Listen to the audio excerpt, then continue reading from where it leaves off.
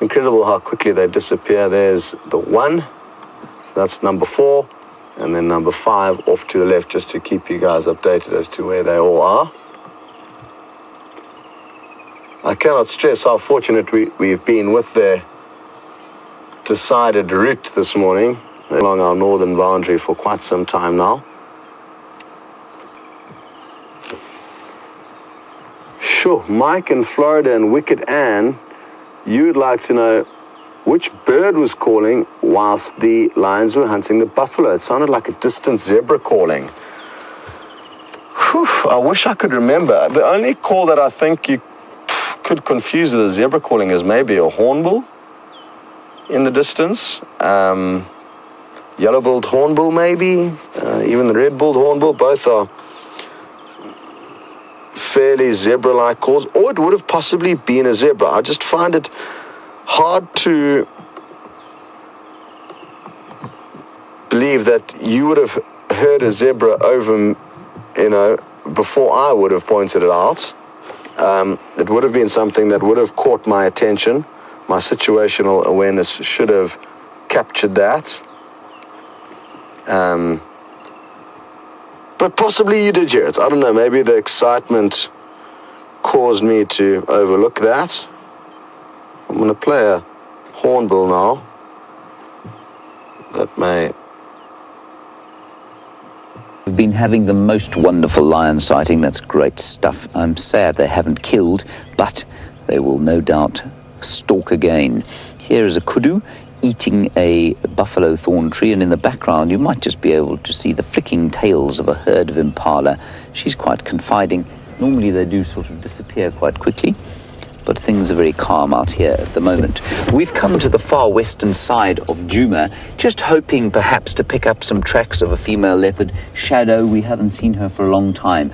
And I got an update from Arathusa to the west of us yesterday evening. They had no tracks either. All the action seemed to be happening far to the west of them. So we're just going to look around here carefully and see what we can find as we go along. The hyena den continued to be sort of active. We eventually left the little ones suckling with their mother. They're all safe, they're all happy. They seem to be completely content at the moment, and they suffered no ill effects as a result of the lions paying them a visit yesterday evening. So that is really good news indeed. It's cloudy, it's beautiful. We're very pleased for the cloud in the shade, and although it's starting to heat up again this week, I think we might be over the worst of the heat. As March approaches, it's normally when it sort of tails off, we'll get days of 34 or 35 degrees or so, but out here that's relatively cool. And I mean, that's, what are we looking at, in just sort of around 90 degrees Fahrenheit, which is not tremendously awful for this particular area. That said, lots of animals don't like this weather, of course, because it's difficult for them to smell what's coming to see them. There's a sort of prevailing wind and it blusters around the place, and then also the cloud makes it a little bit easier for things like those lions to be stalking at this time of the day. It's cooler, and it certainly helps them to hide in the lack of light. And you've watched them now, of course, stalk a number of buffalo. I think they chased a nyala or two. So they're having quite a good time, but predators love this sort of weather, the prey not so much.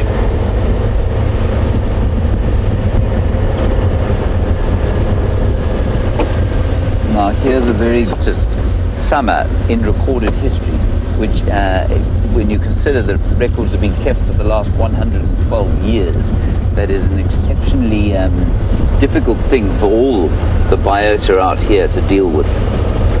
But it's a fascinating time if you're able to kind of remove yourself from the situation and just watch it as a kind of human being observer. Well, then it becomes really interesting to see how things are going to cope out here, how the landscape will cope, how the herbivores will cope, and how the carnivores will cope. And the carnivores at the moment are having a very good time of it because they don't worry too much about water. Most of them are actually water independent. They don't have to drink.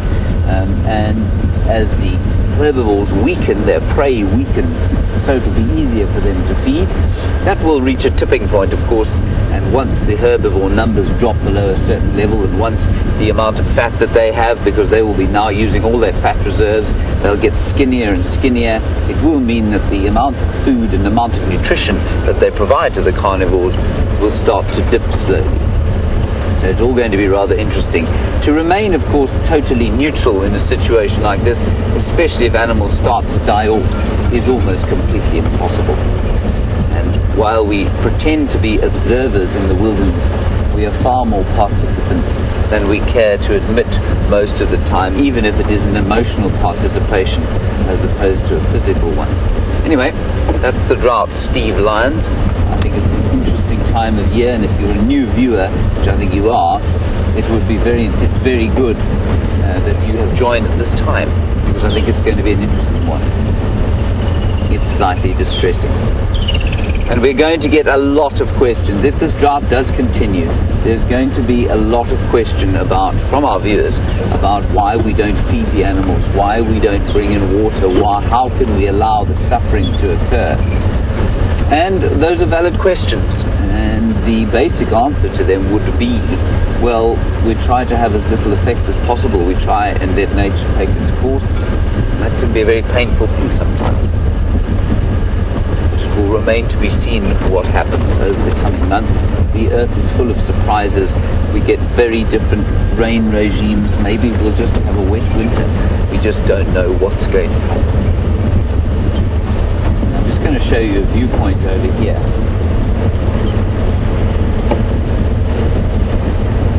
Steve Lyons, it's our pleasure, of course. You're just thanking me for answering your question. And that is what we do out here, and it's a pleasure to hear from you. Now, Dave, in the absence of my ability to find any kind of heartbeat or animal, let's have a look over here at the view, and that just gives you an interesting look at the color. Again, in a normal rainfall year, that would be a totally green scene. It wouldn't be sort of pockmarked with gold, and that golden color is the trees wilting that you can see there. The trees losing their green color already. Which I think is rather interesting. Here are a few birds around here. I just don't think many of them are going to be viewable with this little camera. There's one on the ground there, Dave. Before you move the camera, let me try and point it out to you a bit better. It's flown up into the tree here. I'm just going to go around the corner. I think there's a bit of a bird party going on here.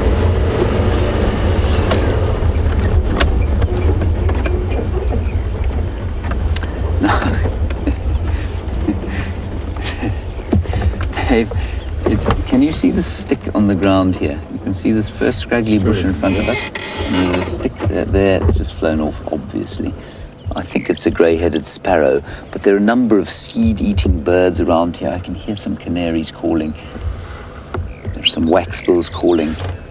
We'll just sit here for a little bit while I answer Book Diva's question. Book Diva, do you know if the weather will affect the bird distribution and the birds that we get here? Book Diva, it absolutely affects the birds that we get here.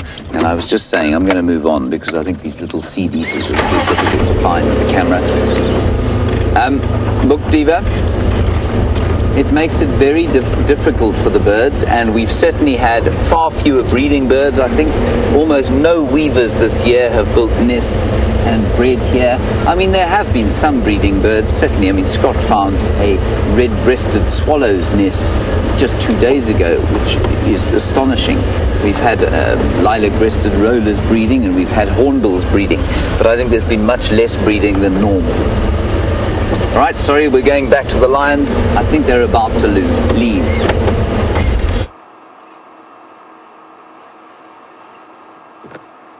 So, we have repositioned, and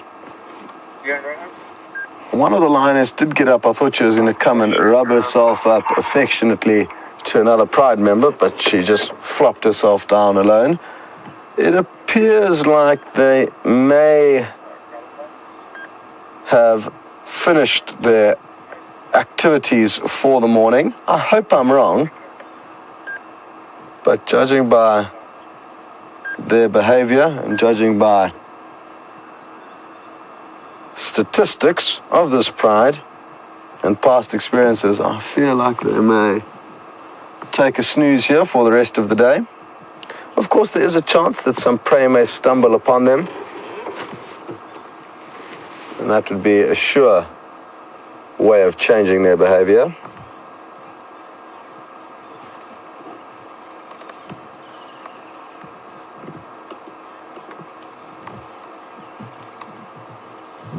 Sure.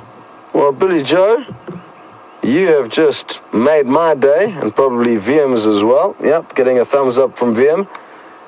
You've just said that this is the best lion sighting and most exciting, action-packed lion sighting that you have had since you started following Safari Live. And for new viewers, can you believe this? Billy Joe's been following since 2007.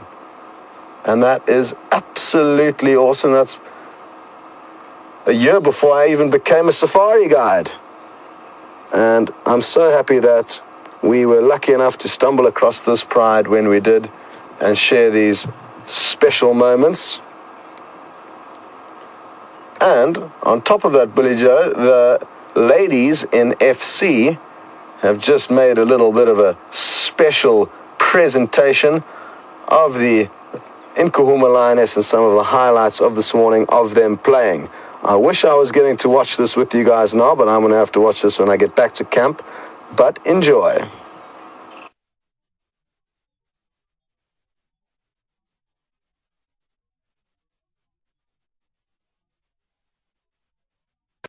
There we go.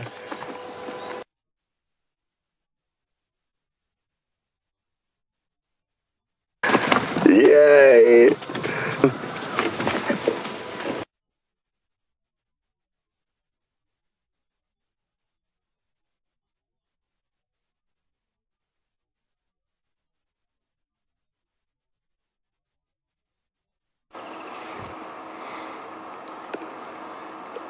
Now, a lot of the images you saw there were absolutely incredible, but probably one of my favorite ones was that moment when the one lioness stood on her back legs and hugged the other lioness in the tree. That was something that I've never seen before, quite like that. And all in just an hour and a half. And considering how much time a lot of you guys have spent sitting with us patiently waiting for action to unfold, I'm sure you are very happily that finally all of your patience has paid off. I certainly am. But as I said when we got started this morning, they do spend on average 18 to 20 hours every day fast asleep. Now, I think a lot of us are under the kind of false impression, myself included, that as soon as it gets dark, lions start moving, and then they move throughout the darkness until sunrise, and then they kind of go to sleep. But that is not the case. They'll move a little bit during the daylight hours, depending on the day, but then even during 11 or 12 hours of darkness, they'll only be moving a couple of hours, maybe 3, 4, 5, possibly 6 or 7, depending on how hungry they are, but on average, this is what they do best. For the majority of their day, they lounge around. I guess no different to a domestic cat that a lot of you will be able to relate to. They do spend an immense amount of time snoozing.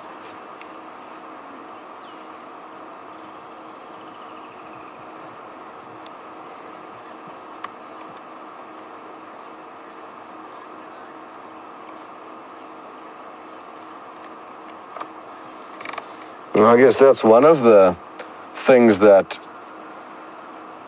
kind of documentaries make the lives of all safari guides, ourselves included, a little bit difficult. People come out on safari, having watched some wildlife documentaries, which are usually 1 hour or maybe 2 hours of action-packed, non-stop entertainment. And often, I hate to say it, but I'm sure a lot of you will agree with me, they're almost not representing a true lifestyle of these animals, because it's been a year of footage that's been condensed into an action-packed, often dramatized and not entirely true version of what these animals actually do. And people come out on safari or join our live safaris and think, well, where's all the action? What's going on here? But the reality is what happens here, not often what you see on documentaries.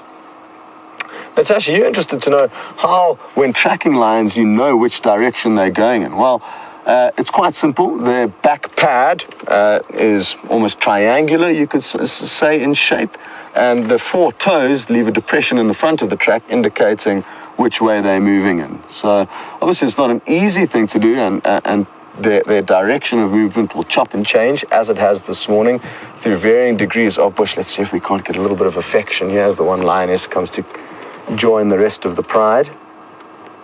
She should pop into view shortly. Here she comes. So yes, Natasha, it's an incredibly difficult art or skill, the art of tracking. Oh.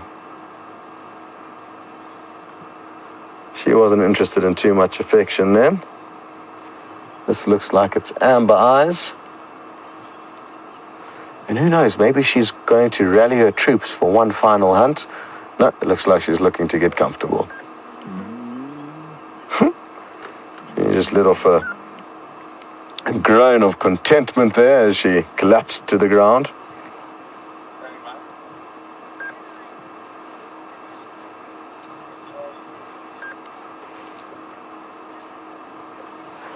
Dill in Iowa.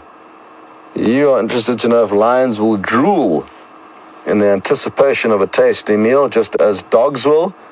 And yes, I do, on several circumstances, remember seeing lions drooling with excitement. Most often when they have come across a leopard's kill that's hoisted up in a tree above them, and they are trying to problem solve as to how to get up into that tree to get the kill. And that is, for me, the most obvious time that I've seen lions drooling. Obviously, when they're in the thrill of the hunt, I don't think it's a similar scenario. You can understand how when they can see the meat just dangling there, torturing them, it's more likely to induce a hunger drool. But obviously, when they're in the thrill of the hunt, they're thinking about other things. So I haven't noticed them drooling in those scenarios, but there's nothing to say that they won't. Interesting, we haven't had too much lion-leopard interaction since we've been here, and seeing as though they are both occur in high densities here, I feel that, again, our credit for such sightings has been building up. Often following lions, or even just sitting with a leopard, you will be surprised by a pride of lion coming onto the scene. But I've only remembered one sighting of such a sort where Mvula and Kwatile were mating by twin dams, and two of the Styx lionesses chased them up a tree. Some of you will remember that. That was an epic sighting. Good. Well, as the lions slowly fall deeper into a coma, we are going to send you back to James, who has a dazzle of zebra.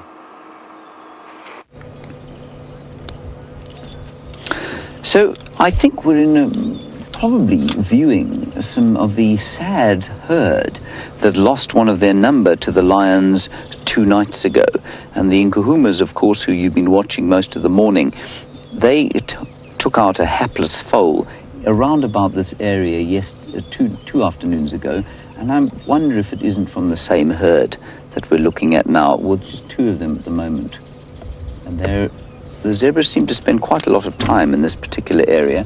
There seems to be a bit more grass around here than there is in some of the clearings. And of course the woodland, though, provides an excellent opportunity for the lions to hunt them. So not ideal zebra habitat, but the drought necessitates that they have to be around somewhere where there is something to eat.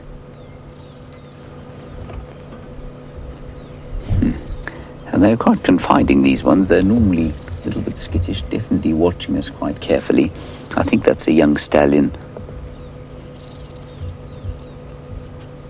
Just moving flies off himself, wagging his tail brilliant fly swatter, have all the equids on the back end of their bottoms.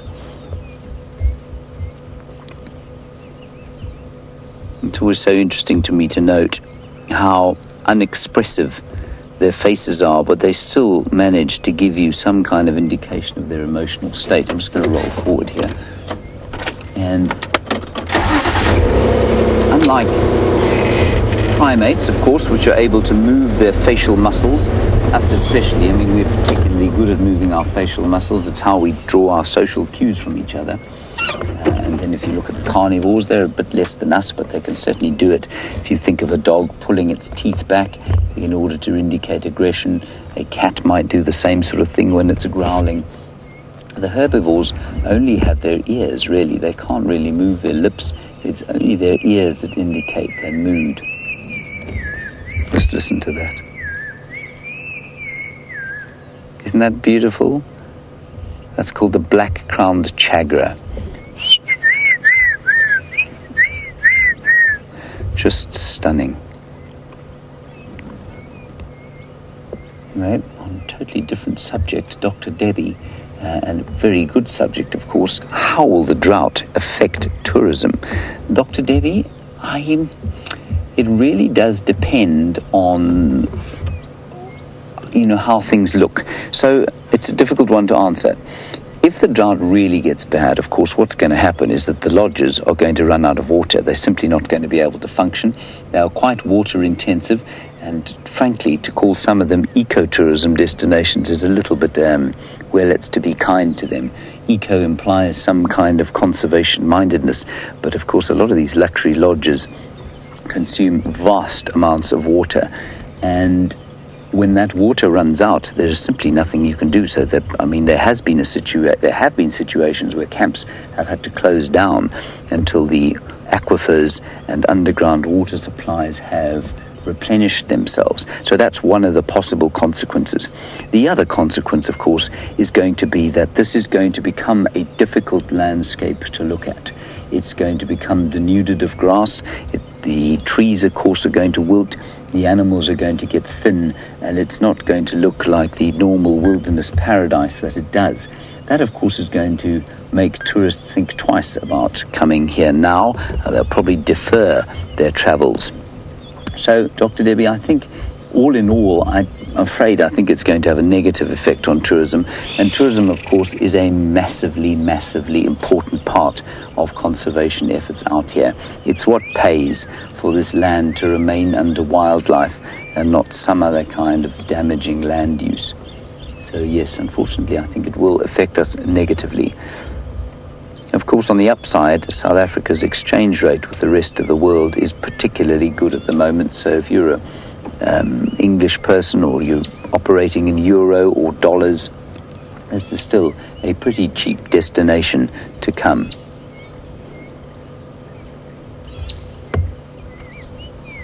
And those zebras aren't being, they certainly don't seem to be badly affected at the moment by the drought.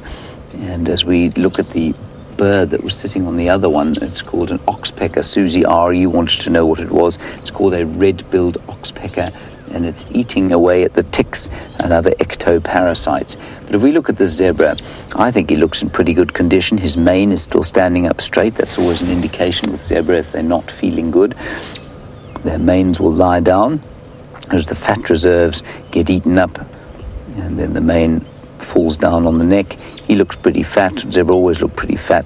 His hips don't seem to be showing, although there's a little indication that his hips are showing a bit, but I don't think he's in a bad way at all. So at the moment in the Sabi Sands, there's certainly no kind of great line of emaciated and dying animals. We're okay for now. Of course, we're only at the very, very beginning of the end of the rainy season. So the coming months will be telling. Okay, let's carry on, see what we can see around the next corner. As we were just discussing, Dave and I, you just never know what there might be around the next corner. I think this is a zebra stallion and his young sort of askari.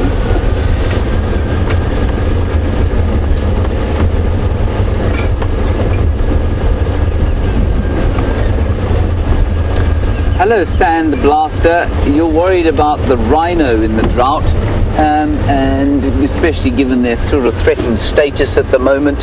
Sand Blaster, I think you'll find that the rhino are not going to suffer any more than any of the other animals around here.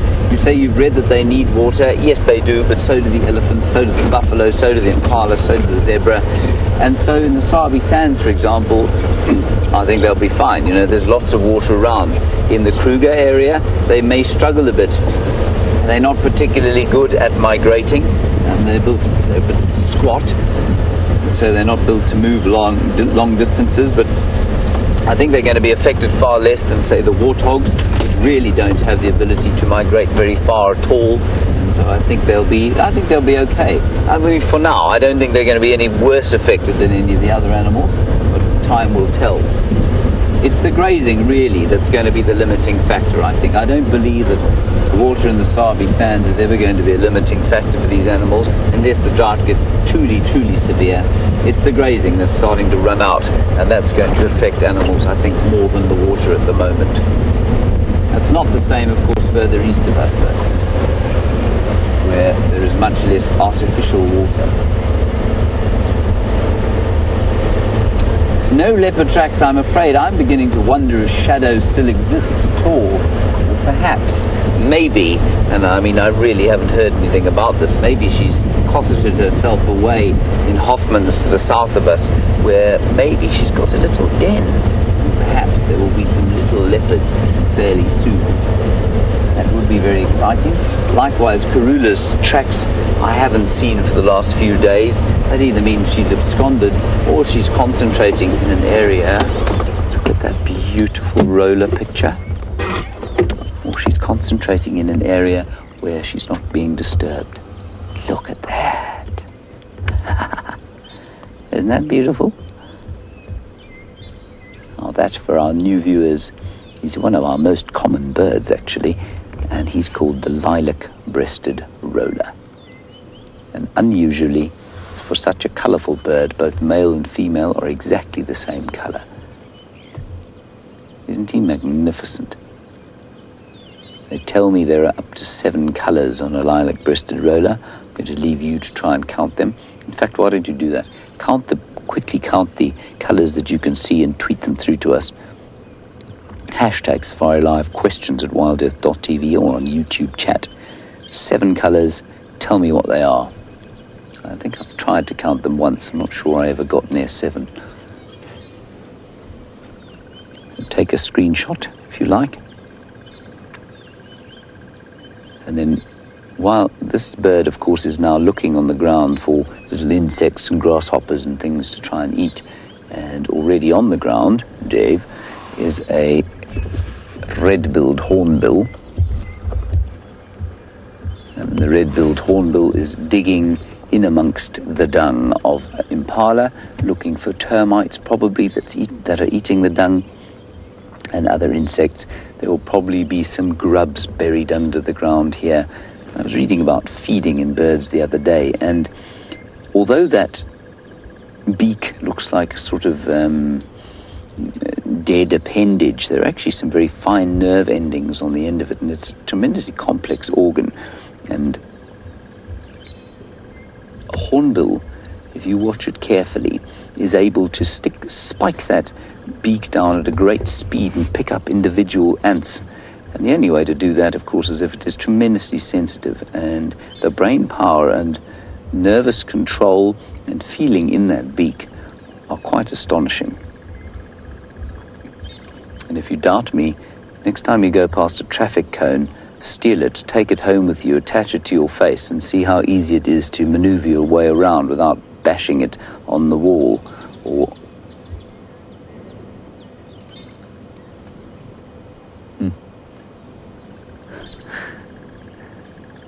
Now, Tom, you are keeping a bird list, which is wonderful stuff. You're on 99 birds, you say it would be nice to get to 100 before you've been watching for 2 months. Well, I'm sure it would be, Tom. We'll do our best to find you another one. I'm very sad we couldn't show you the mocking cliff chat that we had in camp today. That would be a really good one to show you, because I'm pretty sure it won't be on your list.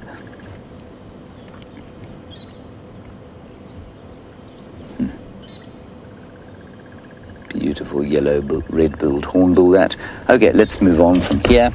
Our next port of call will be Treehouse Waterhole, which is a little puddle at the moment, and I want to see if the water is still flowing under the surface there.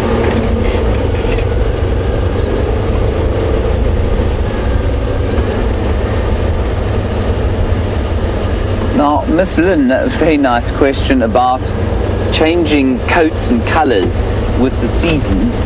And there are no mammals that change their coats and colours, Miss Lynn, but of course there are many birds that do. They have what we call breeding plumage, and it's very expensive to produce the pigments that make the colourful feathers that birds have.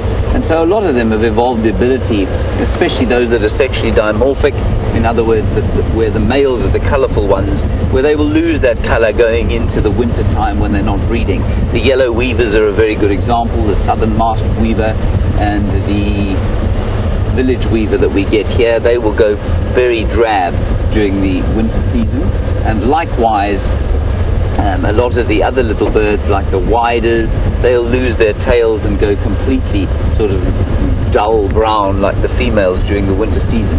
But what is interesting, there's I don't know if there are any insects like this here, but you get insects. I know there's a very famous example of a British insect which will change colour, and it's an example of it's changed colour in the population according to environmental conditions. And this moth will be alternatively white or sooty black, depending on how polluted the air is. And the individuals in the population don't change, but what happens is that if it's clear and there's no pollution in the area, the moth will be a sort of dull white colour. And then if the pollution goes up, what happens is that there's a selection pressure. So there's a pressure for dark, the genes for the dark moths exist in the population, and as the pollution gets worse, so the dull white ones will be eaten by predators, and the darker ones will be allowed to expand because it's easier for them to hide from predators. Then when the pollution decreases again, the opposite occurs. The more obvious ones are the dark ones, and they'll then get eaten up, and the pale ones, their numbers increase in the population. So, yep, lots of different changing things. I'm sure that you'll get similar kinds of things out here with some of the invertebrates. I don't know of any specifically, but those are the sorts of changing characteristics of the animals out here during the seasonal changes. Nice question, that one. Lots to talk about, something like that. Those are the best kind of questions, of course. Don't really have any definite answers. Now, the great rushing waters of a Treehouse Dam as we approach, you can see not quite so rushing. But what I want to do is just have a look and see if that puddle that is in the middle of the waterhole here is in fact still a puddle, or if it has been reduced to nothing. We'll go around onto the dam wall, Dave, and then we'll have a look.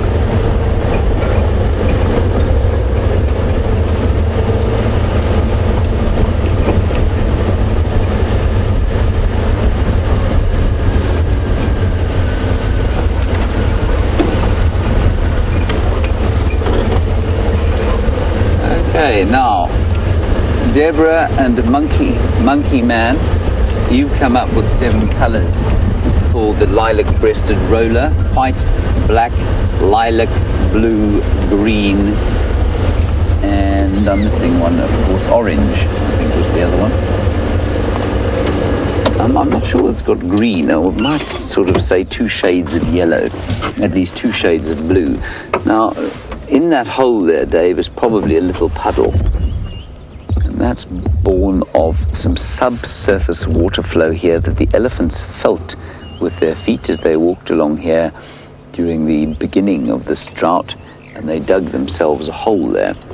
And I think there's probably a small puddle in there at the moment, but certainly not much. And there was always a little warthog here, or a couple of birds knocking about, but perhaps even that puddle is now dry. I was chatting briefly yesterday about the pigments that birds have, and the fascinating story that they have black pigment and white pigment and orange and yellow and red. But that blue and the lilac that you see is a trick of the eyes. It's a trick of something called iridescence and what's the other one called? It's called I've forgotten the word. Anyway, basically what it means, though, is that various crystals of melanin and air pockets are arranged in certain ways along with those pigments in the feathers of those birds. And they're not actually pigments, which I think is fascinating. Okay, let's go back to the lions. They are apparently still on the hunt for something.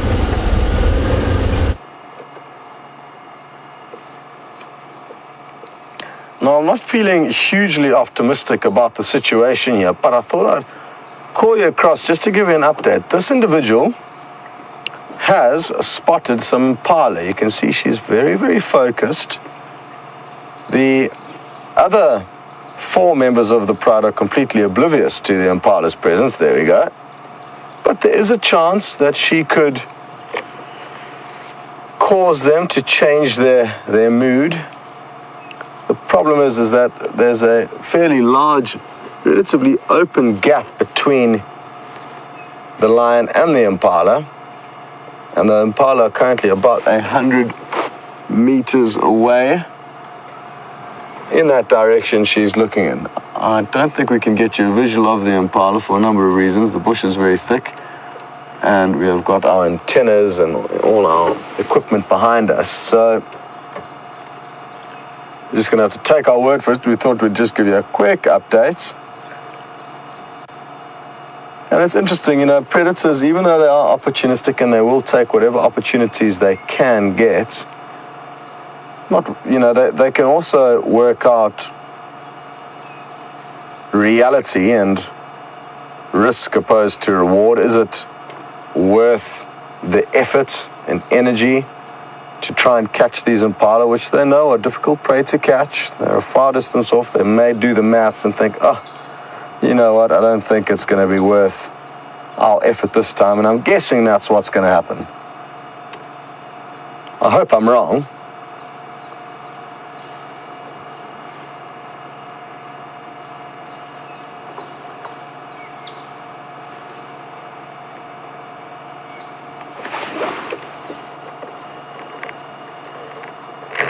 Hello, Eric in New York. You would like to know the possible threats that lions will have in this specific area. Well, with a general rule with lions across Africa, their own biggest enemy will usually be other lions. They will fight amongst one another for land. These ladies have to compete with other ladies or prides for territories. Oh, here we go, VM. How awesome is this? Hello. Can you smell those impala? And are you going to show the other ladies exactly how to catch them? Please do. Wow. That looks good. They have been holding their noses up, and the smell of impala has obviously been wafting very gently towards us. So let's reposition the vehicle and see what happens here. So Eric, hunting dangerous animals like buffalo is obviously going to be another time that lions do come unstuck. Hyena, another animal that will also be a possible threat to lion. In the Sabi Sands, I found that generally speaking, hyena do not cause any trouble with lion, but that is just a general rule, and it's not the case. There is a clan of hyena further to the west of where we are that is renowned for giving lion a hard time. Oh, this is going to be great. We're going to be able to show you the impala that's busy alarm calling at the spot. Quickly. Oh, hold on, Liam. Oh, antenna.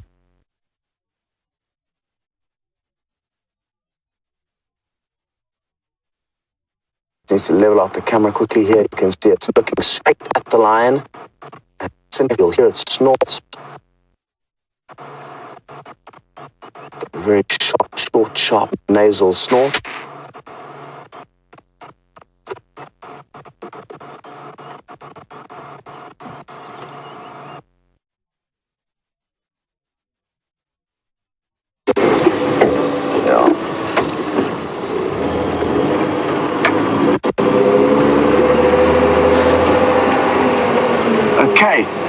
apologies, we're just trying to find a spot where we've got signal, some view, which I think will be somewhere just about now. One lady quite close to us, behind us to the right. I think she's going to be our best bet. We can't show you the impala from where we are here, but we're going to be able to get some fantastic close-ups of this individual. Hello.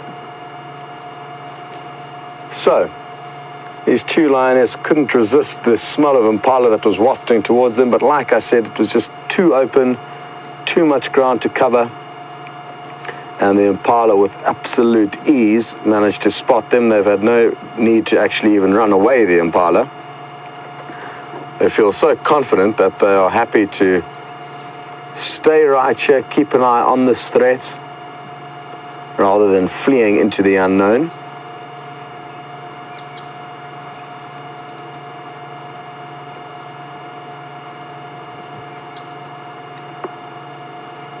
I guess, relative to a common saying, better the devil you know than the one you don't, and that's exactly the theory the impalas are playing. Oh, wow. Straight down those bone-crunching jaws. That was a fantastic view.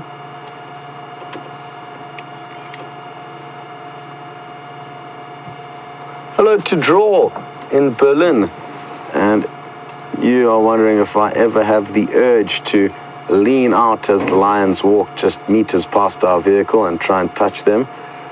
To be honest, I don't, Draw. I've never had a huge inclination to want to cuddle these animals or play with them, and I guess that's because I'm a firm believer that these animals belong in the wild and not to be in a scenario where we can pet them.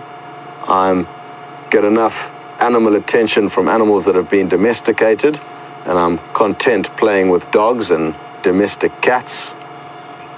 But wild animals, no, I really don't, and I guess it's because I've got a probably sour taste in my mouth for the amount of people that do not realize the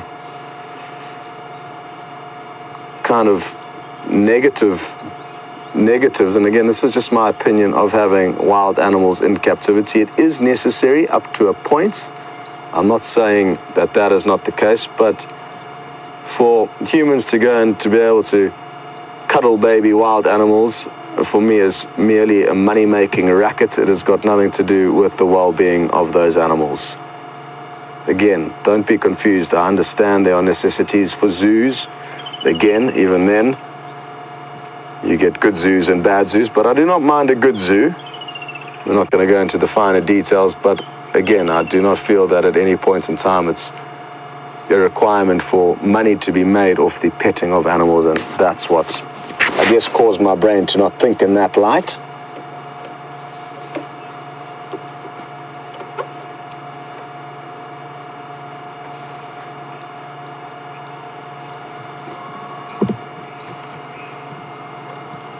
Here comes another lady.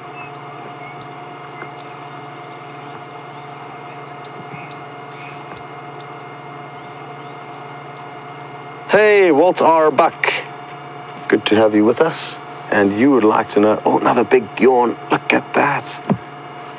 She's the lady with a broken canine. I think she's the oldest in the pride.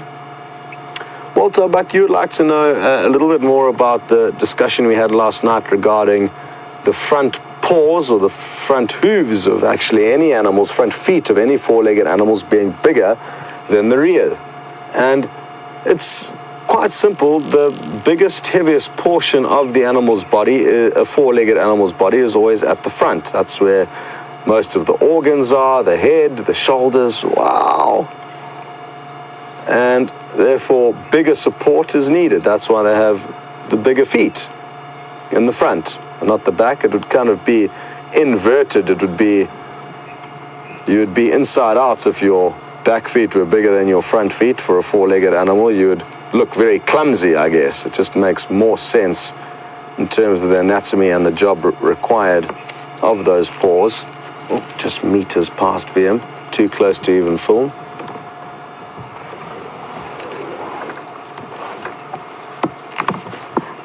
What are your ladies' plans? Is this a second wind? Are we going to get a little bit more action from you, or is this just merely repositioning to keep the close bonds and cohesiveness of this pride intact? Obviously, the two got up and moved, lured by the impala initially. Now the others maybe are feeling a little bit left out.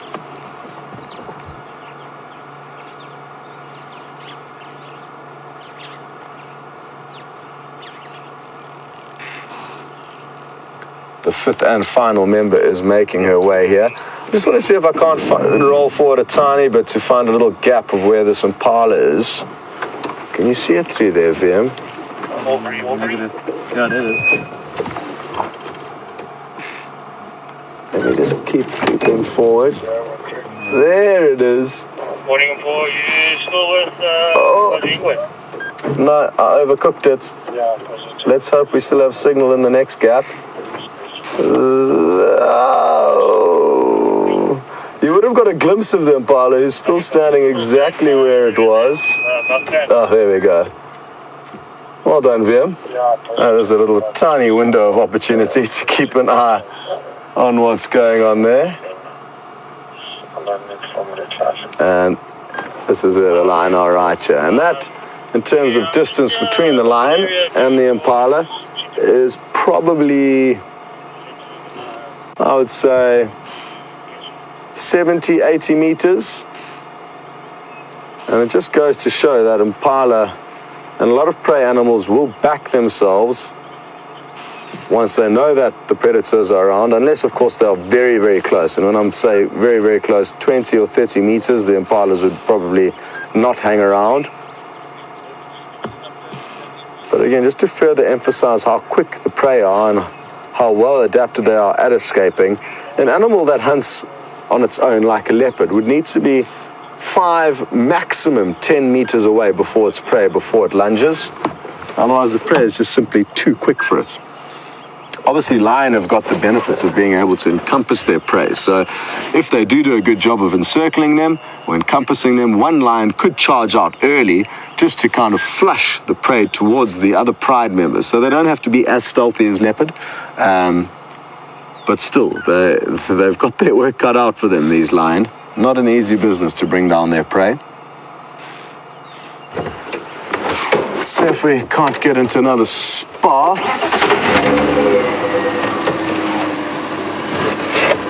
I don't want to go any further down this little dip because I fear we may lose signal. We're not going to run over a lion, are we, VM? Okay.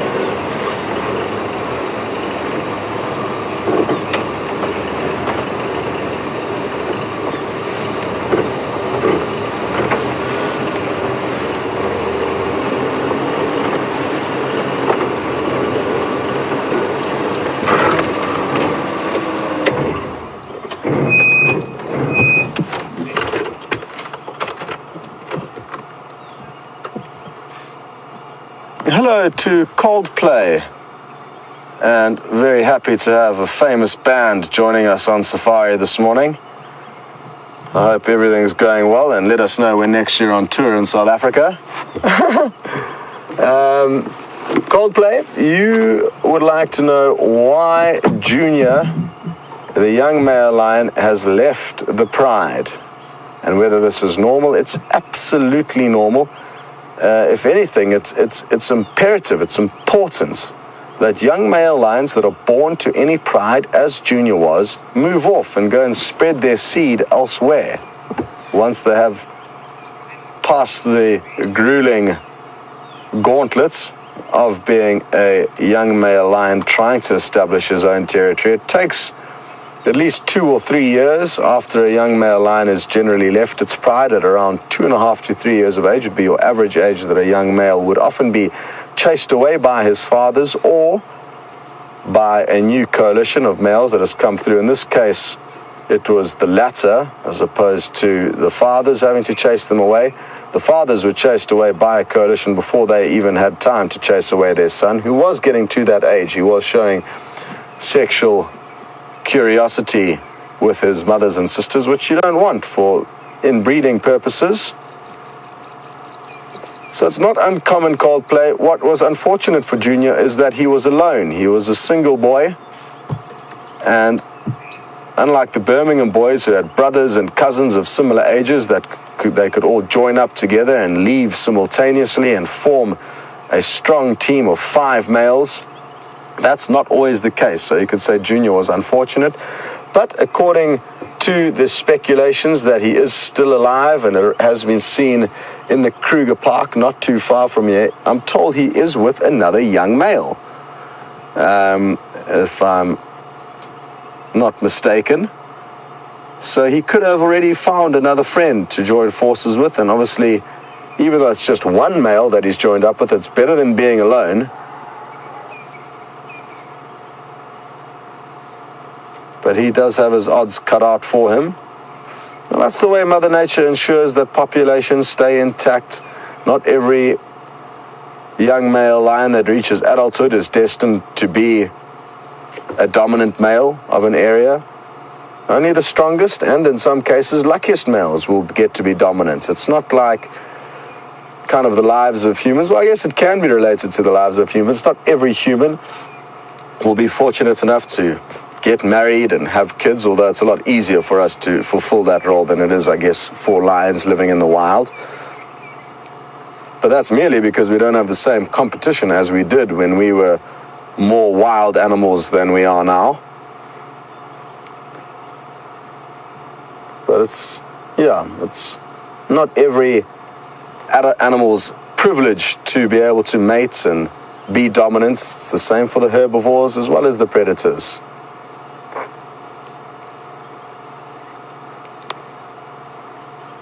Derek, you interested to know who was the dominant coalition that reigned through this area before the Matimba coalition? And I am not too sure. I'm not too sure if the Mapocho coalition reigned this far north. I know they were a dominant coalition in the Sabi Sands, but further south of here, before the Matimbas, or kind of there may have been a slight overlap. The Majingi lions were post-Matimbas, and they've actually been seen chasing those 2 Matimba males around on Londolozi, which is a property south of us. It appears sadly like the Matimba's days are numbered. They've had an altercation, I'm told, with the Machapiri males, a coalition that we don't know, as well as the Majingi lions, again, a coalition that we don't know and see, but that occur further south of us. If anyone, and I'm sure someone will be able to furnish us with the information as to who was here before the Matimbas. I'm guessing though this was probably 6 or 7 years ago. The Matimbas range here for quite a long time, and it's not uncommon for male lions to dominate a certain area for up to 6 or 7 years. They'll generally become dominant over any given area from about 5 years of age to 7 years of age, which is applicable in the case of the Birmingham boys. And you'll tend to find that they'll be strong enough to be able to generally maintain that area for about 5 to 7 years. Again, there's so many variables, but that's the general age at which they'll start, their health will start degrading at around 12 years of age. Just like the Matimba males, I think they're there and thereabouts. And now they're getting a little bit old. They've passed their sell-by dates, and slowly they are losing power and condition. Let's see if we can reposition and find out what this one lioness in front is doing. She appears to be on the move again.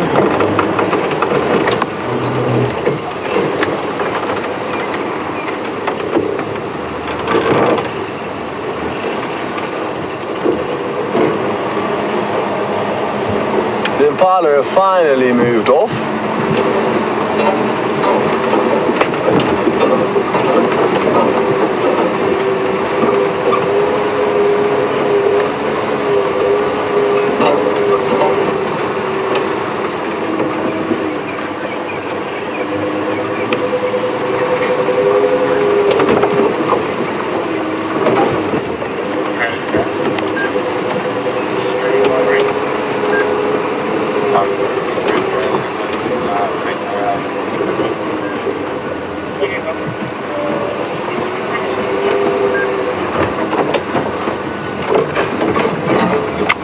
We have been so very fortunate this morning to see them as active as they have been. And it looks like we're going to get a few more little glimpses of movement. Hello, Georgie. You would like to know if we know if any of these lions are actually pregnant, as well as Virginia. And Georgie, we can't be certain, but there is a strong chance that some of them are pregnant. They have been seen mating with the Birmingham males, and only time will tell. I can't be certain at this stage. During a coalition takeover, which has happened very recently, lioness will often come into what is called a false estrus, simply to give those males what they want, but it may not necessarily result in any cubs.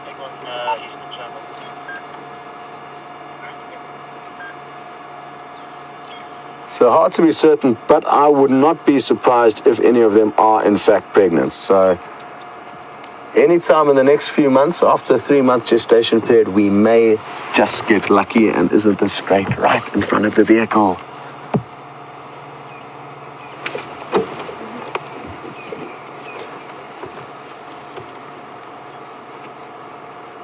Okay, well, Derek Johnson, you are inquiring as to whether or not Amber Eyes is showing any signs of pregnancy, and I think this is the one over here. And no, her belly doesn't look to be sagging to me. If anything, quite the contrary.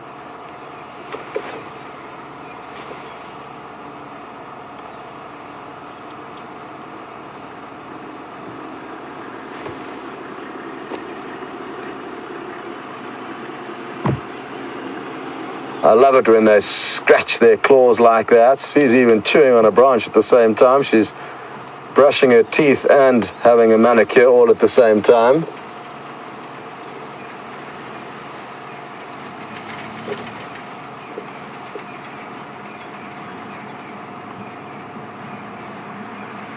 And Zoomy Mike, exactly. Just like domestic cats, these lions will be shedding off little sheaths of their toenails, leaving fresh, sharp nails in their wake.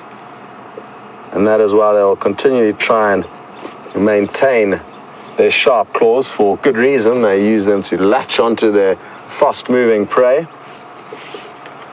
Sadly, it appears like these ladies are doing two things which don't suit us. They are about to possibly cross over our northern boundary. Failing that, they're going into a dip where we may not have signal. Either way, it has been a fantastic morning following them. There's still 2 more off to our right, one of which is on the move. The other one is still lying down.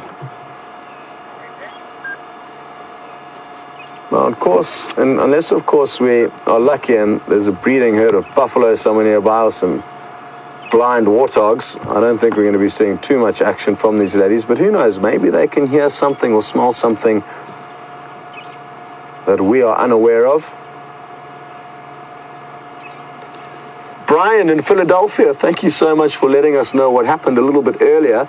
You have had a long day at the office. It was 10:30 p.m. in Philadelphia when you were planning on going to bed, but you thought you'd just check in on what's going on Safari Live. And since then, a couple of hours later, you've had a few beers and a lot of action and entertainment. So apologies to keep you up. I do not want to be involved in your thought process when you have to wake up tomorrow morning, but I'm very happy that you did get to catch up with the Nkuhuma Pride and enjoy a few beverages whilst doing so. Jealous, actually. I wouldn't mind being in the same situation as you. Shane, this lady's got a bit of a limp. It's a front right paw has got something wrong with it. And Nemo, Diane, and Mary, you guys are all interested to know my thoughts on this paw. I can't see what's wrong with the front paw. Maybe it's just a little bit sprained, possibly. Her back right paw also has a very slight injury that we've been able to see. So that's got a visible wound on it, not at the moment. Viam's trying to show you guys as much as possible of that front right, which is certainly being nursed. And the back right's just got a very kind of slight gash in between the kind of middle toes, you could say. Just going to reposition quickly. I'm going to try and stay on some high ground and just get a long distance view down of them, work out what they're doing. Those stations in Nkuhumas look like they're about to cross north into Buffalo's Hook, Gari cut line.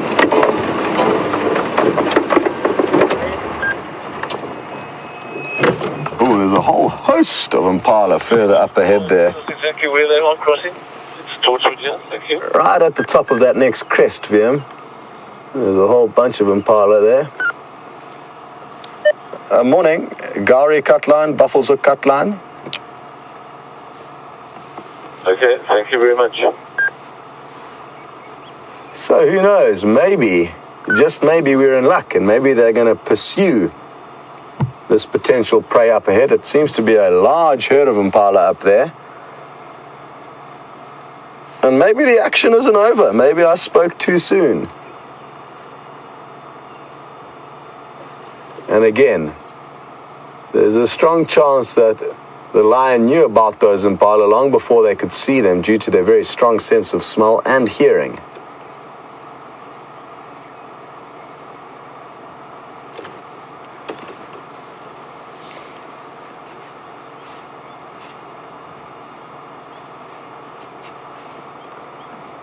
Now that little dip where those lions are sleeping at the moment is a signal void for us, so I'm going to stay perched up here with some long distance shots for the time being. If they do in fact decide to pursue those impala, then we'll be able to head through the dip and regain signal.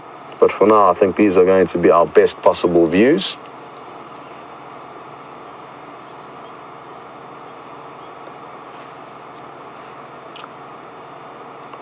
You see, now if I was in charge of this pride of lions, I would say, guys, what we're going to do is 2 of us are going to go on the left, 3 of us are going to go on the right, from right here, not stay in the road in the middle of open view to the impala, which they're currently doing.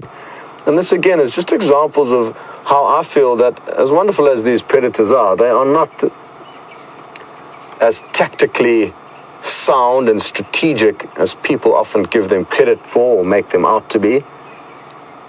This is a prime example. They know the prey is up ahead. They've seen them going both sides of the road. Why don't they just split up into a bullhorn formation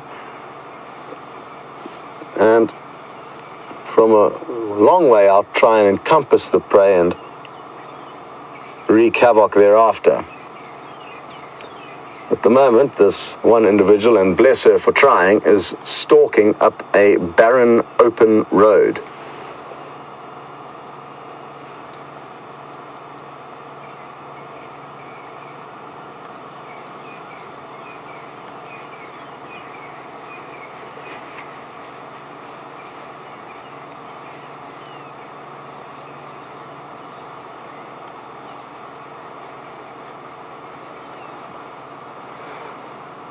Wicked Blues Band, I'm glad that you have the same train of thought as I do, and Wicked Blues Band is just relaying that he too or she too, I'm not sure whether you're male or female, Wicked Blues Band, difficult to tell with a name like that. I'm guessing that you'd be a male, but let us know. Mr. Wicked Blues Band or Mrs. Wicked Blues Band, whoever you may be. But yes, they are not displaying huge amounts of intellect and hunting prowess.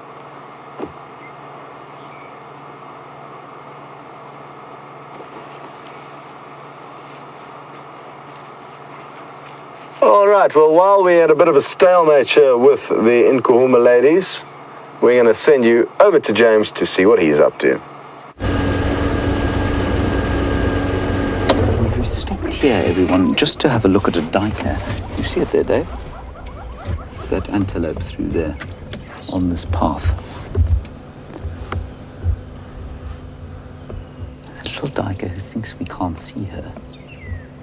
Now, the most interesting thing I've seen since we last saw you was a squirrel that had caught itself a scorpion. And I've never seen that before. It had bitten off the head and taken just the tail and the body. It seemed to be carrying it back to its little hole in the tree. Now, you do read that squirrels will eat that sort of thing. They will eat insects, absolutely. but I would have thought a scorpion was beyond the capabilities of a little rodent that is the squirrel. But seemingly the burrowing scorpion that it found out otherwise.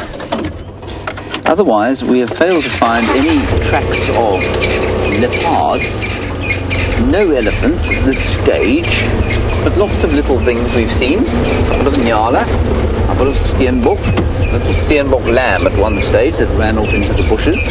Not much that would stand still for us, unfortunately.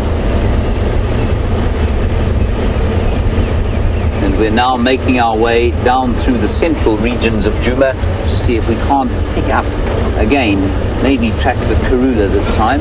Her daughter, Shadow, nowhere near here. Now, of course, the other day we found out, well, I mean, I should have known this, of course, but I'd pushed it from my mind, possibly for good reason. Shadow is not only Karula's daughter, but also her sister. They share a father, which of course is, well, it's difficult to come to terms with as a human being.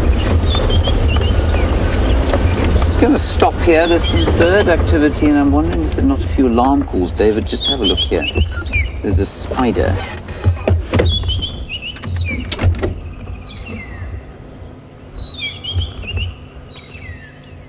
So some magpie shrikes calling, and also a white-browed scrub robin. Right, now what I'm going to do is point this thing out to you, and if those lions do something extraordinary, I won't be able to hear about it, so you'll have to crash cut away, Kirsten.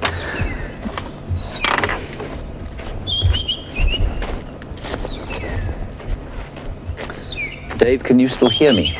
Yes. Okay.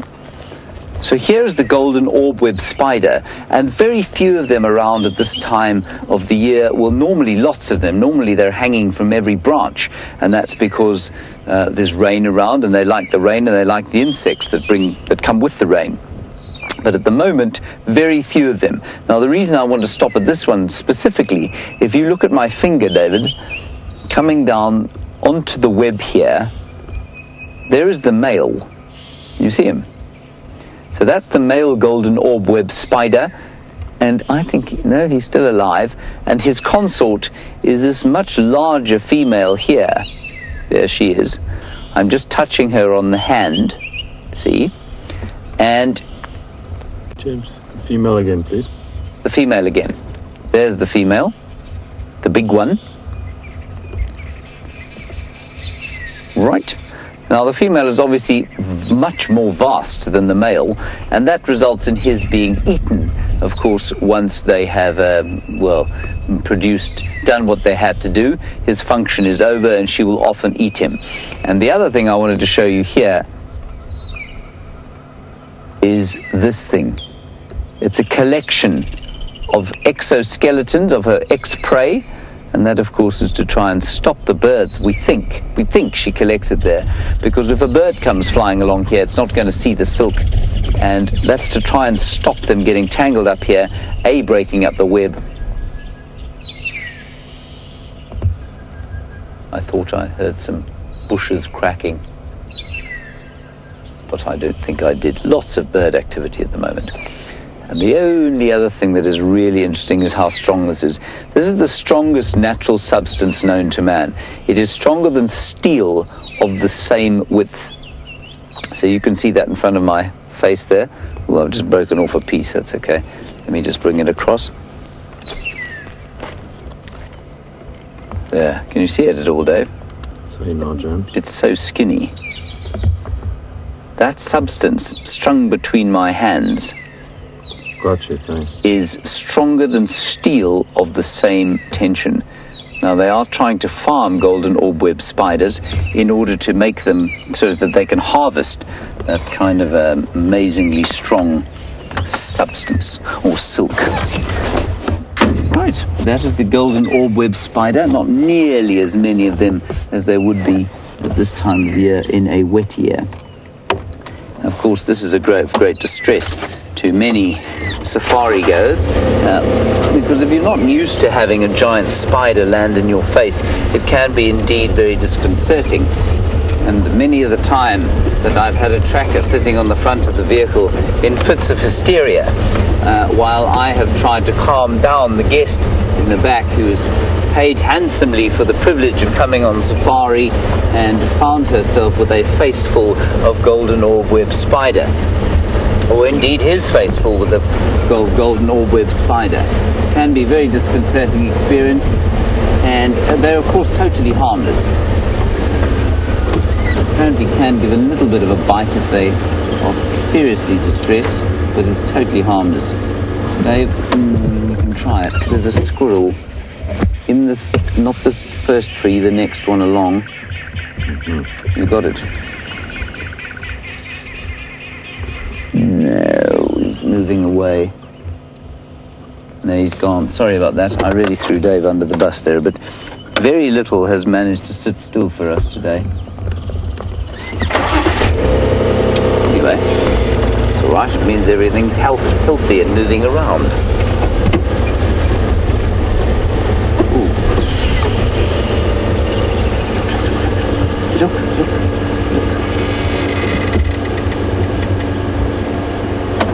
Can you see that, Dave? I don't. There's a bird in the tree here. Yes. It's a crested barbet. Beautiful colours. Now, Brent, you're a new viewer, and it's 1 a.m. in the morning where you are. You're watching a live safari. You're asking what you're doing with your life, A, and how, B, how we are doing this. The first question I cannot answer, Brent, other than to say you are clearly not wasting your time if you're watching us. And we're very grateful for your time. Other than that, the philosophical questions around what you're doing with your life, I'm probably unable to help you with at this stage. How we're doing this is a combination of extremely clever people, none of whom, well, certainly I'm not one of them, but extremely clever people who have managed to deliver a system that broadcasts basically from the back of the vehicle out of a large aerial that you can't see to a repeater tower, which is situated, well, there are two of them on the reserve at the moment. That then sends a signal back to the final control where Kirsty and Nikki are plonking away doing their jobs, talking to us and sending the signal out, and that then goes to a satellite, and that then goes to London, and from London it goes to Salt Lake City, if I'm not mistaken, for our stream. If you're watching on Wild Safari Live, if you're on YouTube, it then goes across to wherever YouTube has its giant servers, and from there it reaches you at 1 a.m. wherever you are in the world, live. That's basically how it works. It's like a mobile sportscast, if you like, a very mobile sportscast. That's the call. And you can hear why it's called the alarm call bird. David, I just had a wonderful idea for you. You should employ one of these birds. You know that. You should perhaps capture one, put it in your room, so that it might, at 0400, make a very loud noise in your ear.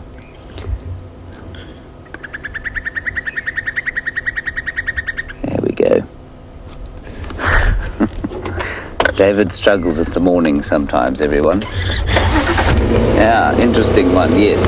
Now, Donna, you want to know how David is adapting out here, and you heard that he ate a fly the other day on drive. I think the fly is the least of his worries at the moment. At the moment, Donna, he seems to be suffering from what many might call an advanced case of narcolepsy, which basically means that he cannot get his butt out of bed in the morning.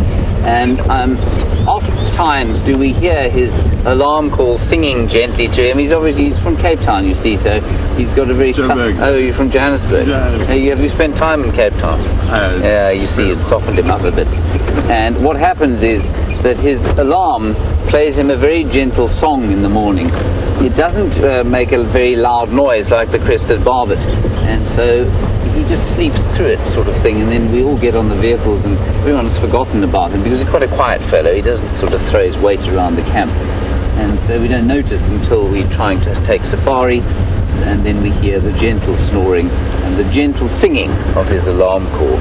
and then we have to wake him up. So the mornings he is struggling with, otherwise I think he's adapting pretty well to the bush. David, do you have an opinion on this? Look, adapting fairly well, otherwise I would say James, quite happy to be here. Yes, he says he's very happy to be here. I'm sure he is. If I had that much sleep, I'd also be extremely ecstatic. I'd be in a good mood permanently.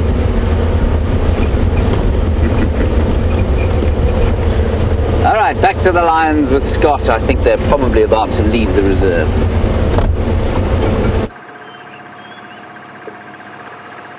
Well, there's not much to see here, but we would just thought we'd call you back to show you the only view we can get of them from a point of signal. Why don't you come with us? It's been such a great morning and we've had such great views of them. I don't think we need to see too much more of them. Of course we would like to, but we don't need to panic if we can't. But let's try and go as far down into this dip as we can. As soon as we lose signal, I guess that may be a good time for you to go back to James, but we'll try and get you one last better view, but I fear that as soon as we go much further down here, we are going to start crackling up. At least our picture is. Oh, it must be starting to get a bit shaky. Maybe not. Maybe it is. Oh, we're lucky so far. Oh, will we be in luck? What will happen? Good view from there, VM. Through that gap. Oh, well, I think that's as good as it's going to get. You can see her little ears poking up. It's been a wonderful morning. You can say your goodbyes to these ladies for the sunrise safari, but hopefully they are going to be around and they're not going to disappear over our northern boundary on the sunset safari. VM and I are going to start heading back towards camp, and who knows what we may find on the way. But for now, over to James. Now, we are heading sort of down what we call Central Road, looking for tracks of a female leopard, aka Karula. Oh, I just want to say something here. This is very important. I'm going to stop the car and say this. Now, many of you are going to be upset by what I'm going to say. I don't think you should lose any sleep over it. But Karula, of course, is known as the peaceful one. And Karula, K-A-R-U-L-A, is in fact not a word. And I didn't think it was a word. And when I arrived here, I knew a chap called Peace, and his Shangaan name was Kurula. It's K-U-R-U-L-A. K-U-R-U-L-A, Kurula. Yes, that's what it is. And I checked this again yesterday because I was becoming more and more upset about it. Karula is not a word. Kurula is the Shangaan word for peace. Right. So, yes. So just bear that in mind. And unfortunately, there are lots and lots of words out here that, because they sound quite nice in Shangaan, very often no one has taken the time to find out exactly how they spelt or how they're meant. Now, that's not, of course, what happened with Karula. I think it's just because that's how we say it, Karula. We don't kind of, the A and the U are almost interchangeable in the language. But I've come across so many examples of for example, there's a drainage line down further south of here called the Tugwan. Now, the Tugwan is not actually a word either. It comes from the word itegwane, which means hammerkop. But because of the way, I don't know, I guess people just, it's the way we speak foreign languages, we don't generally pay perhaps close enough attention. It became the Tugwan, which is totally meaningless. Of course, I wonder how many things around the world are named because of the way we've misheard the unfamiliar languages, unfamiliar tongues. So if you don't mind, I'm going to keep calling Kurula Kurula, meaning the peaceful one, and those who wish to keep calling her Karula, well, that's absolutely fine. I don't think she minds one jot.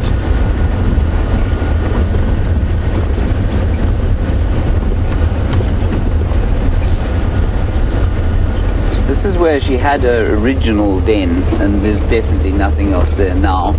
So I'm not sure I'm still hopeful that she's got a cub or two, especially given that she was heading to and around the Buffelshoek 3 or 4 days in a row that we saw her. Then she'd come back to the pan, have a drink and go away again. Of course she was brought out of hiding by Tundi's incursion and mating with Tingana the other day.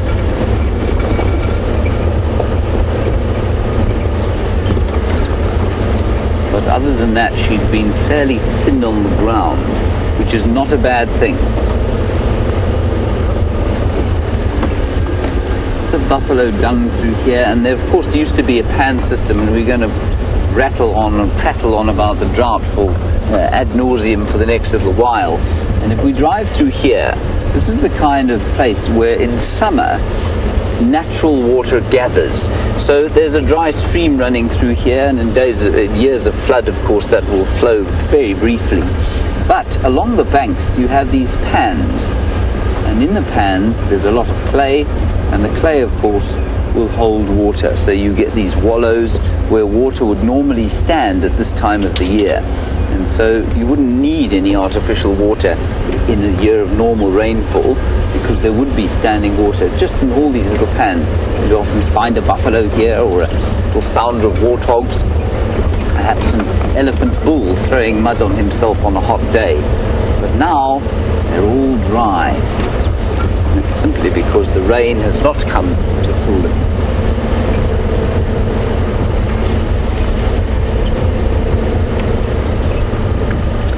There's a very nice question here from Tony about the distances that we cover.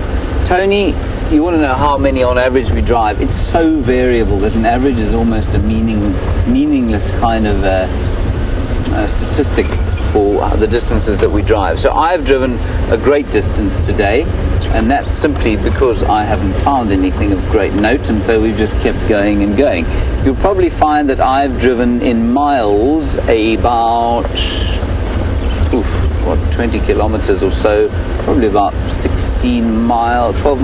or 13 miles or so today, and maybe a bit more, maybe up to 15.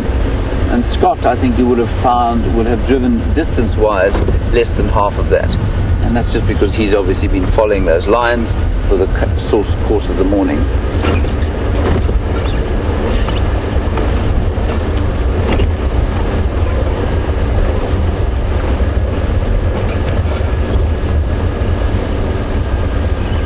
And very nice. Now, Maggie M, you're in Australia, and you've heard that the word for leopard in Shangaan is Yingwe with a Y, Y-I-N-G-W-E,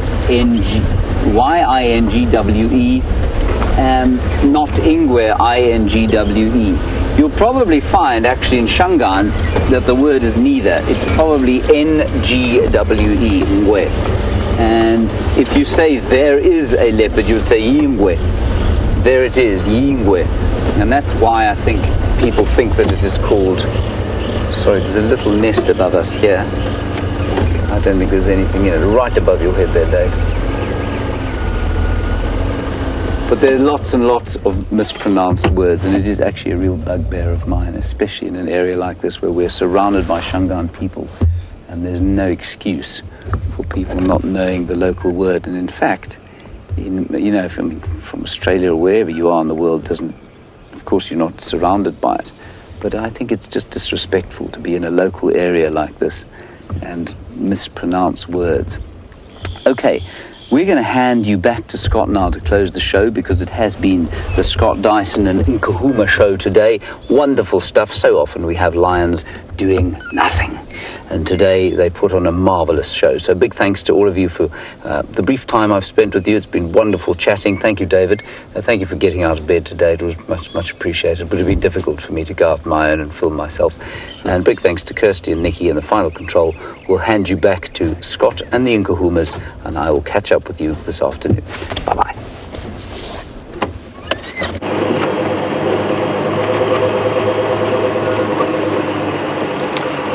What a fabulous morning it's been, and I'm glad you got to spend some time with James towards the end of it. The lions were just too much action this morning to get James much time to entertain you guys, but What a wonderful way to explore Africa. 2 vehicles on a live safari, and of course we are so grateful for all of your contributions, comments and support. And I think a morning like this is almost one to repay you, like I say, for all of your consistent support during the less action-packed drives. And no different to being on a regular safari. Not every drive is full of action, and I've really enjoyed sharing these moments and memories and experiences with you today. These moments and memories will last us a lifetime. Well, they certainly will last me a lifetime. We got some incredible views of the Nkuhuma Pride, and it's just so wonderful to have them spending more and more time on our property, and that our luck viewing them has been so good in the last couple of weeks. And Sandblaster, you've also put forward your thoughts, saying it is just incredible the last few days, the views and insight that we have been getting into their lives. You wouldn't believe it, but I've just heard a squirrel alarm calling. Let's see if we can find it in the last minute or so of drive. Oh, here's one here running off. And this one's interesting. I recognize this one because it's missing a lot of fur on its tail. It's just got this big kind of tuft towards the end. And it doesn't know what to do. There's a dwarf mongoose poking its head out to the right here of him. Check this out.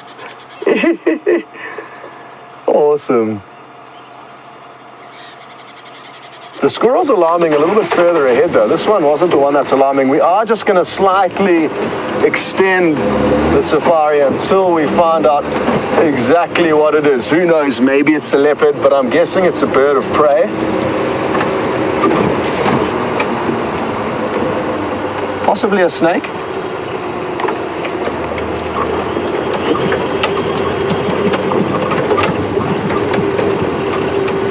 You may wonder what that big balloon is over there. It's part of our tech team's experiments.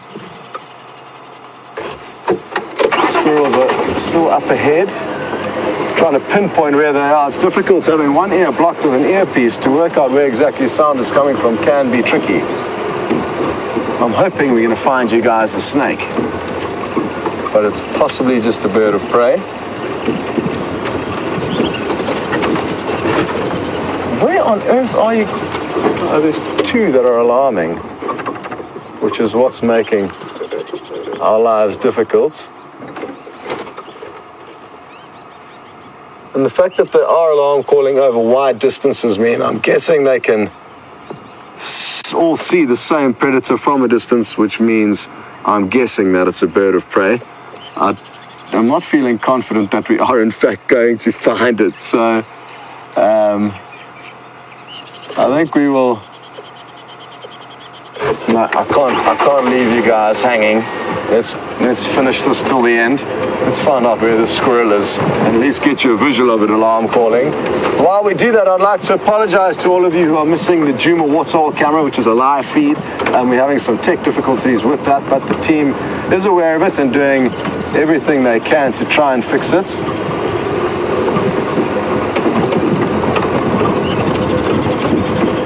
And I'm told, I think there is an official update on the Facebook. There we go. Here's a squirrel on this fallen down tree. Oh, it's just run off. There it goes. That's not the one that's alarming though. That's another one. The one that's alarming still up ahead. Maybe they've spotted Karula. Yeah. The squirrel hunt. At least we've seen 2, not the 2 we are. Okay, I now know which tree I think the squirrel is in. We're getting slowly closer to solving the mystery of these alarm calls. Taking me on a wild chase all over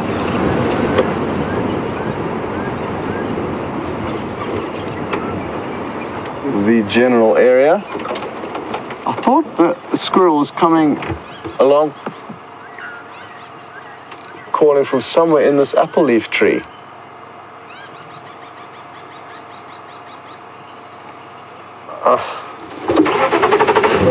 This is just flabbergasting me. Ellen Fowler, you would like to know which leopard did Brent see earlier? Let me get a hold of him and ask him quickly.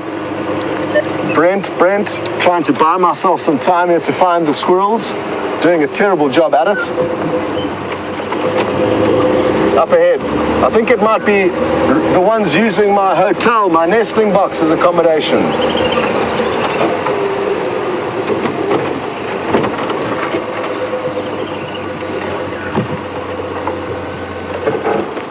Give me a second, they're somewhere just over on the right there.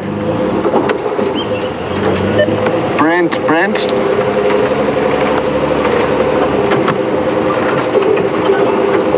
It may be something really interesting. So the fact that the squirrel is still alarm calling means that whatever's bothering it is still here somewhere.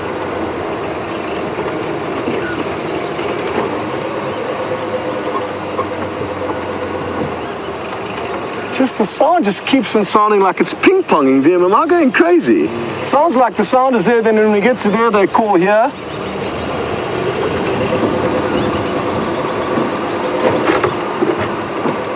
Kirsty's finding this hugely entertaining. It's embarrassing for me. Oh, here we go. Finally. Okay, we have found the squirrel. What has the squirrel seen? Well done, VM. Please just let off one alarm call while we've got the camera on you, just to confirm that you are the one that is taking us on this wild chase. What they do when they call is they lift their tail up into the air, shake it wildly, as they call. The problem is with responding to alarm calls a lot of the time is that whatever the predator is that is being alarmed at can be so well camouflaged that it can be difficult to see. And even though there could be a puff adder or a python, a large snake, slithering through this undergrowth, it does not make it that easy for us to see.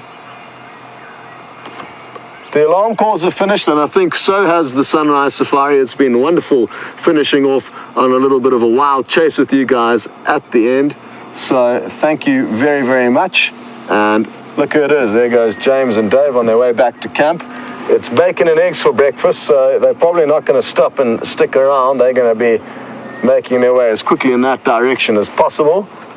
There's a little friendly wave from James and Dave. One final thing that the ladies in the final control room would like to share with you is the wonderful slow motion video and clips of those ladies playing, just to finish off on yet another high. Thank you so much for all of your help, and well done to the girls in the final control room and to VM. Goodbye from me. We're going to end with that clip, and we'll see you all on the Sunset Safari.